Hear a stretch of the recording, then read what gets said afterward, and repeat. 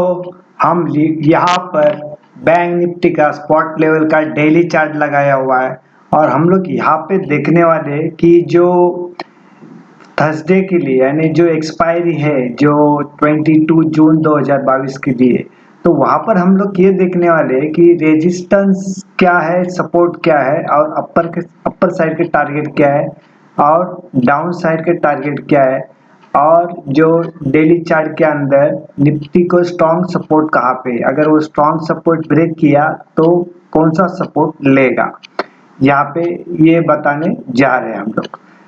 यहाँ पे सेटअप लगाया हुआ है 5 डेज, 10 डेज, 21 डेज एंड वीवैप लगाया हुआ है, आरएसआई लगाया हुआ है 50 का।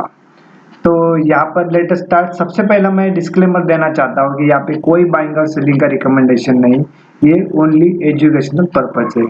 Let start. दोस्तों यहाँ पर देखा दो बॉक्स बनाए हुए, जो बॉक्स बना है ये बॉक्स क्या दिखा रहा है, ये जो 9 डेज हो गए पिछले, जो वहां पे क्या किया है 44,000 के बिलो ये क्लोजिंग दिया हुआ है। ये बॉक्स के अंदर जो क्लोजिंग दी हुई है ये कितना क्या हुआ है, ये 9 डेज ऐसे हुए हैं जिसके अंदर 1 2 3 4 5 6 7 8 9 डेज हो गया। इसको चेक करते ये है क्या, ये 8 डेज हो गया। 8 डेज ऐसे हुए जो 44,000 के बिलो क्लोज है। उसके बाद ये बीच में 44,000 के ऊपर क्लोजिंग दे रहा था। अगेन क्या हुआ है यहाँ पे, यहाँ से देखो ये अभी 10 डेज हुआ है, 1 2 3 4 5 6 7 8 9 10 10 दिन हुआ है, ये 44,000 के बिलो क्लोजिंग दे रहा है। यानी 5 डेज और 10 डेज जो है इसके नीचे ये क्लोजिंग बैंक निफ्टी 44,000 के बिलो क्लोजिंग दे रहा है इसको। तो सबसे एक ही दिन यहाँ पे देखो ये 44,080 के आसपास यहाँ पे सिर्फ क्लोजिंग था एक दिन, ये जो 13 तारीख को था। उसके बाद ये 9 डेज हो गए, 10 डेज हो गए, इसके नीचे ही बिलो 44,000 के बिलो क्लोजिंग दे रहा है। यानी क्या होता है 44,000 के ऊपर आने के बाद यहाँ पे सप्लाई आ जाती है और जब तक ये 44,000 के ऊपर कंटिन्यू क्लोजिंग देता नहीं तब तक ऊपर जाने की संभावना यहाँ पे दिखाई नहीं दे रही है। ठीक है, यहाँ पर भी ऐसा हुआ है 9 डेज 44,000 के 44,000 के बिलो क्लोजिंग दिया, फिर यहाँ पे ये 1 2 3 4 5 6 ऐसा जो है ये 1 2 3 4 5 ये सिर्फ नीचे था। ठीक है, यानी ज्यादा से ज्यादा मैक्सिमम क्या हुआ है कि ये 44,000 के बिलो क्लोजिंग दे रहा और यहाँ से बेस्ट क्लोजिंग क्या है, उस टाइम हाई कितना था 44,500 के आसपास। ये जो कैंडल वाला है ये हमारा जो हाई दिया था, देखो ये पहला 44,483 एंड 44,500 के आसपास ये हमारा बेस्ट हाई था, लेकिन क्लोजिंग था हमारा 44,207, नहीं क्लोजिंग था 44,436 का, ये हमारा क्लोजिंग था इसका। ठीक है, इसका क्लोजिंग क्या था, करीबन हमारा बेस्ट क्लोजिंग क्या है 44,336 हमारे आज तक का बेस्ट क्लोजिंग है। ये जब तक बेस्ट क्लोजिंग के ऊपर जब तक क्लोजिंग देता नहीं तब तक मार्केट के अंदर लगता नहीं कि बड़ा मूवमेंट आएगा नहीं, तो इसके ऊपर यहाँ पे मार्क करके लेना है यहाँ पे। ठीक है, यहाँ पे आप लाइन मार्क करके लेना है यहाँ पे। ये जब तक ब्रेक नहीं करता तो बड़ी तेजी आने की संभावना भी नहीं है यहाँ पे। देखो ये बेस्ट, जब से वो बेस्ट क्लोजिंग दिया है 44,436 के बाद ये नीचे ही चला गया है, वहां पे कभी आया नहीं वापस। यहाँ पे देखो बिलो उसके आसपास भी नहीं आया। ठीक है ना, यहाँ पर सिर्फ आया था 44,275 तक, नहीं यानी इसके बाद लगातार ये नीचे ही जा रहा है। ठीक है, तो यहाँ पर और यहाँ पे क्या हुआ देखो, ये पीछे वाला देखो, ये चार्ट है देखो यहाँ पे, ये 44,300 के नीचे जब तक जाता नहीं तब तक बड़ी मंदी आने की संभावना है नहीं, क्योंकि यहाँ पे ये यहाँ पे देखो वहां पे उसने 43,300 के पास यहाँ पे इसने बैक टेस्टिंग किया तो सपोर्ट लिया हुआ है। यानी रेंज क्या हुआ है 43,300 से लेके ये जो बेस्ट क्लोजिंग है हमारा 44,336, यह तक इतनी रेंज है, यानी करीबन 900 पॉइंट की ये रेंज है। 900 पॉइंट की पकड़ो या 1000 की पकड़ो तो ये रेंज है।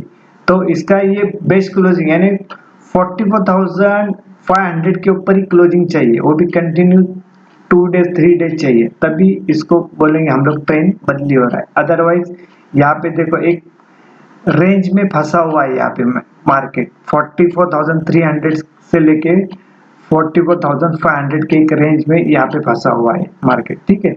तो यहाँ पर हमने देखो यहाँ पे इंट्राडे के लिए प्योर श्योर इंट्राडे के लिए क्या किया है, ये सपोर्ट लगाया हुआ है। कितना ये सपोर्ट जो हम हर दिन एक जो स्ट्रेटेजी डिस्कस करते हैं ना, उस हिसाब से ये सपोर्ट है 43,770, ये हमारा सपोर्ट है। 43,770 ये हमारा सपोर्ट है।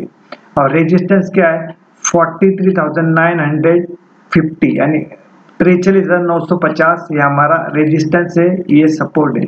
ये दोनों का डिफरेंस भी देखा ना तो बहुत नैरो रेंज है, बहुत बड़ी ऐसी रेंज नहीं है।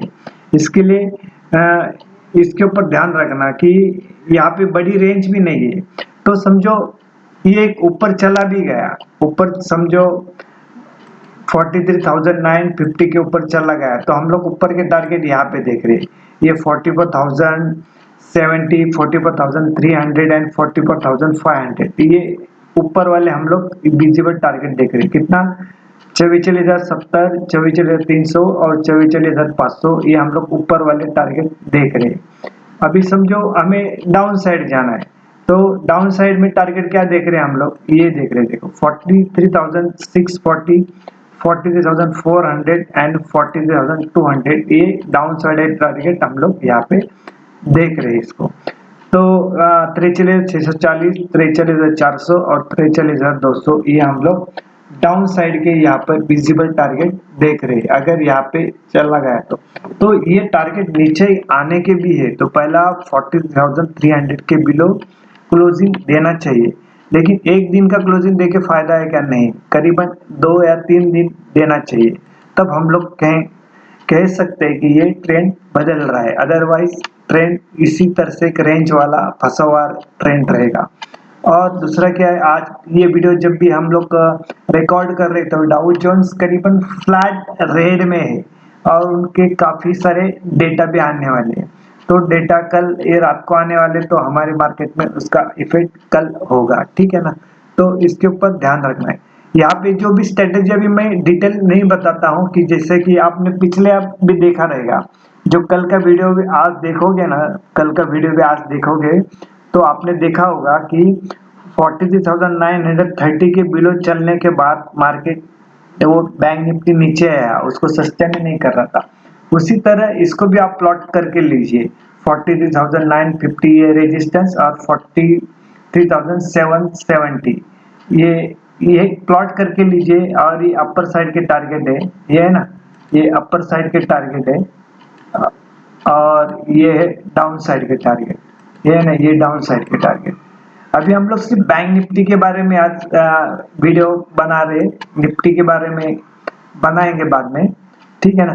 तो आज जो दिखाई दिया है, यानी तेजी करनी है तो निफ्टी के साथ, मंदी करनी है तो बैंक निफ्टी के साथ, ऐसा इसका मतलब होता है, ठीक है ना। तो यहाँ पे देखो ये बॉक्स है, ये बॉक्स है, ये बॉक्स के बीच में ही घूम रहा है, यहाँ पर भी और वहाँ यहाँ पर भी। ये किसी तरह से एक साइड जाना चाहिए, नीचे जाए या ऊपर जाए, तो रेंज ब्रेक करने के बाद ही बड़ी मूवमेंट आएगी।